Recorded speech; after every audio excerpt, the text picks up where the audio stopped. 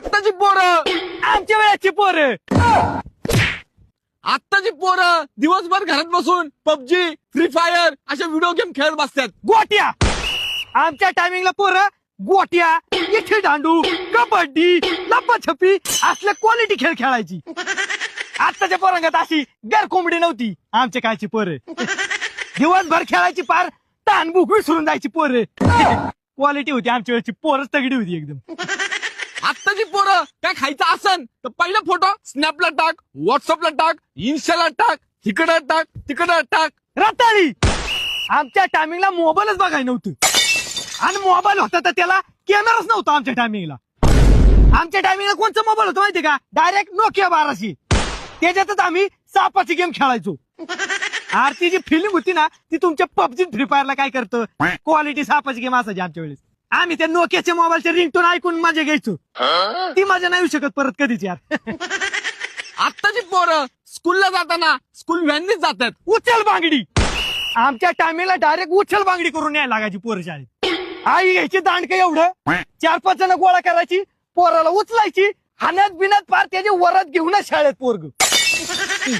आणि परत शाळेत गेल्यावर मास्तर बी बचवायचा, ती बी गोष्ट वेगळीच.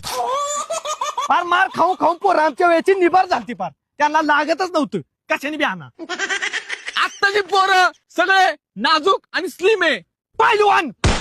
आमच्या टायमिंगला गरगणीच पहिलवान असायचं. अरे आमच्या टायमिंगला पोरगा सकाळी उठल्यात 5-5 भाकऱ्या खायची. 5-5 भाकऱ्या खाल्ल्याशिवाय शाळेतच येत नव्हती पोरं. आणि शाळेत आली ना शाळेतला भात. असली पोरं खाऊन खाऊन एकदम निबार झालती. असलालीच दंड होती आमच्या काळातल्या पोरांची. बिना जिमला जाता क्वालिटी खायची ना, क्वालिटी. आत्ताची पोरं खात्यात 1-2 चपात्या नाही खाल्ली की निघली थोबाड घेऊन लगेच बाहेर. आत्ताची पोरं पाहुणा रावळा कधी घरी आलाय साधं डुंकून सुद्धा बघत नाही त्यांच्याकडे. पाहुणा कधी आलाय आणि कधी घराच्या बाहेर गेलाय साधं त्यांना तपास सुद्धा लागत नसायचा. फुल रिस्पेक्ट. आमच्या टायमिंगला फुल रिस्पेक्ट असायची. कारण आम्हाला शाळेत शिकवून असायची अतिथी देवो भव. त्यामुळे आमच्या इथं पाहुणा आला ना पहिले आम्ही त्यांच्या पाया पडायचो. त्यामुळे आमच्या टायमिंगला ना पाहुणा म्हणजे देव समजला जायचा डायरेक्ट. आमच्या घरच्यांचा संस्कार असा असायचा ना की जिथं चूक तिथं मार. त्यामुळे आमच्याकडून कधी चूक होणार असा विषयच नव्हता होत कधी. अरे आमच्या टायमिंगचा विषयच वेगळा होता. आमच्या टायमिंगला अख्ख्या लोकांच्यात पोरांच्यात ना माणुसकी होती. आता तुमच्यात माणुसकीच राहिली नाही.